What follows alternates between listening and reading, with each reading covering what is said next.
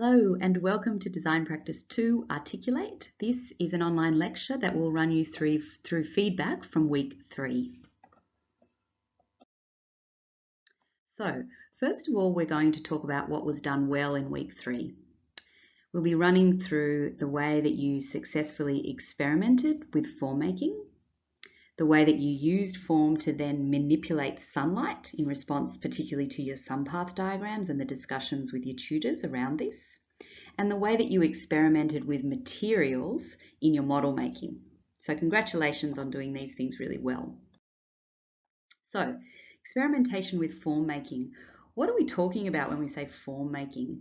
Really, this is about using physical elements to create volumetric enclosure, right? So spatial enclosure. And I guess there are tools that we can use to do this. We've got shape, geometry, and intersecting geometries.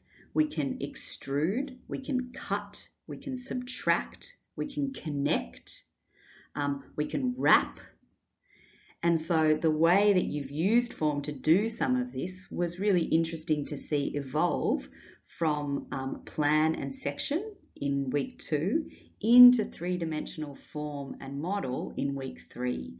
So some of the better examples really had a clear progression from plan and section into model, and the idea developed when you start to explore it in 3D. And also ones that were actually creating inhabitable or kind of usable space were those that were more successful. So the one on the right here, you can really see that the wall has thicknesses. You can enter into the interior of the volume, and the volume strategically placed in the higher area of the site so that it can be taller. Some other examples of this. So again, looking at strategically using that double height area of the site again. So that this is about, okay, have you really thought about responding to the site with your form, with your interior form? And these again, one looks at a kind of cloud-like shape, another at an angular shape, and you've experimented with how planes might start to intersect and fold. In the other, at how a plane might start to curve and bubble and again fold, and at how those forms respond to the site as well as to human scale. So you can see here that these are quite tall volumes, and it's good to think about, well, what kind of space would that create inside? What would it feel like to be in a space like that? Again, some more examples of experimenting with form making in the external volumes. So here we can see, again, a manipulation of plane to create volume. So the example on the left really looks like at planes that are cut away and are punctured and touch the building very lightly. So this, I guess, relates a lot to the way that light might start to impact upon the existing building through this form. And then on the right, we have a really aggressive volume that kind of explodes out of the form, like out of the existing building, like the Starship Enterprise or something. And again, kind of shooting out views to the east, to the south, and to the north. The other thing that was done well was the way that you used form to manipulate sunlight. So it was really nice to see this, you guys starting to understand where the sun rises, where it sits in the middle of the day, where it sets, and how those orientations really impact upon the light on your building and into the interior spaces of your building. So some good examples of this, I thought, were ones that started to look at kind of light tunnels that kind of projected outwards and faced strategically towards a particular orientation.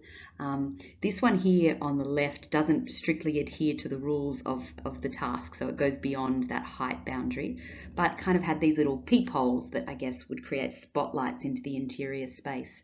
And then on the one on the right here does something quite different. So it creates this skeletal structure that you imagine as the sun would move. You'd get a repetition of those lines created in shadow and light onto the building and onto the user if they were inside that space. Some other examples of manipulating sunlight. So here we have on the left using openings in vertical planes. So the shapes of the openings kind of look like a 90-degree version of the shapes of the windows on the existing building and would create these kind of punctures of light inside. And then the one on the right here, again, looking at these kind of angled forms that might reflect and refract sunlight in different ways onto this kind of semi-interior space. Again, not adhering to the rules of the workshop brief in that it goes beyond the height of the party wall, but interesting from a form-making perspective. And then finally, what was done really well was your ability to experiment with some really interesting materials and to think about how materials can start to inform form itself. So sometimes you have an idea about form that you then create. Sometimes you just kind of manipulate a material and that gives you the form in and of itself, that process. So I think here the kind of sprayed background of the existing building model is a nice way of highlighting the insertion, and it's interesting to think about how you visually communicate that relationship between proposed and existing. I think this is wax that's been melted in two different colors to start to create a volume of sort. Again, we need to think about how do you inhabit that volume, but interesting use of materials. The one on the right here looks at textiles and how this volume could be flexible and it could be semi-transparent. And then ideas here of metallics and perforations, and then of timber and curved forms. And so how can the material again start to inform the form? And then the final one here, I think, is a melted plastic. So again, kind of letting go of the reins and saying, okay, well, how can I experiment with materials and let that guide me, and then reflect back on that to inform how you move forward with your design ideas. Again, that's that kind of black box making that I've talked about a little bit in terms of design thinking and methodologies. So then, what could be improved for week 3 and in thinking about the assessment next week?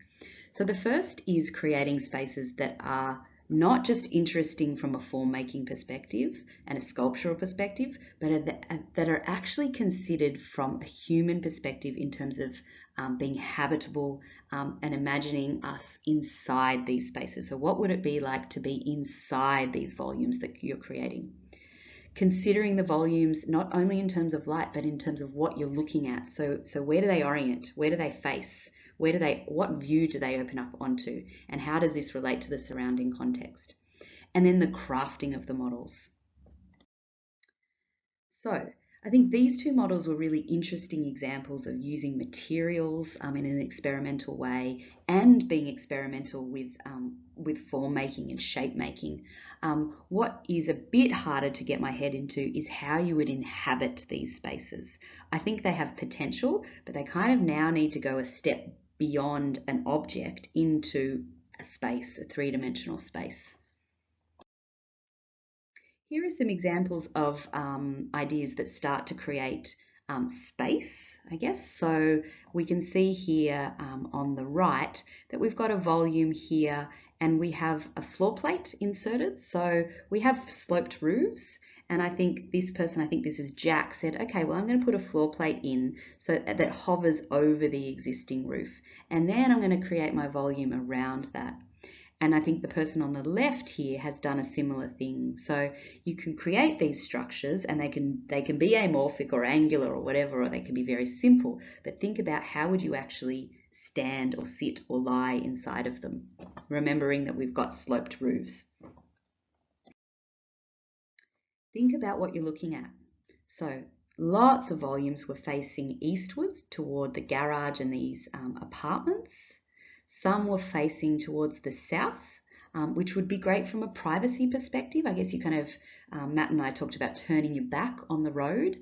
It does mean that you would not be capturing direct sunlight if you didn't have openings to the north, and that you'd be looking up towards some of those apartment blocks. If we are facing the north, you're facing a very public aspect, right? So you've got a lot of noise that's coming from the hotel across the road and a fair amount of traffic that goes up and down Middle Street. So again, what we want you to do is just start to think quite pragmatically about the context and how you respond to that, and be intentional about it, not, oh, okay, I did this form. Oh, I didn't actually think about the fact that it's facing these apartments. So we want you to have considered that and to be able to answer us when we say, well, why did you make that form and have a kind of viewport that pops up towards the western sun, for example. And finally, what I'd just like to talk about is how you create models that are quickly crafted, but that are made with visual intent and with care. It's a real challenge. It's much easier to spend a lot of time to create final presentation models. What is tricky is to create quickly crafted sketch models that are also beautiful in their looseness and in their kind of craftiness. And this takes time to practice. We don't expect you to nail it, but we do expect you to be aware of it and to have an intent with the materials and the techniques that you use. So some examples here. OMA are a good architecture firm to look at, for example. So we've got quite loosely cut styrofoam on the right and then screenboard probably on the left. But the focus really on the right is on positive and negative space, so cutouts. So where do you want to direct the viewer's attention to? And then on the left, the focus is really on these floor plates that are stacking, stacking, stacking with these vertical insertions that cut through them. The floor plates you can see have been coloured red to focus our attention onto one side of the building. So again, think about where you want us to be looking. Have a look at these examples. So I think this is Arduino. So Arduino, again, these are not perfectly crafted by any means, but they are done with intent. So if you have a look at the example on the right here, we've got a matchbox, I think, cover that wraps the outside of the building, and that clearly differentiates the existing site.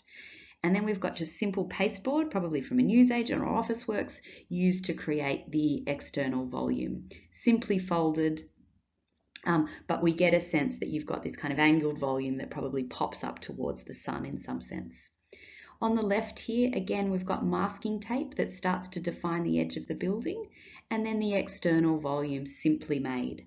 Okay, so the reason for me saying no foam core is that I think it's difficult at this scale. It's because it's quite thick. It's difficult to craft well, and because it's so thick and because it's difficult to craft well, our attention kind of really goes on to the ragginess of the foam core rather than onto your design thinking and your design proposal. So keep us focused on your design proposal rather than on the crafting of your model. Best of luck, and I will be in touch on Moodle.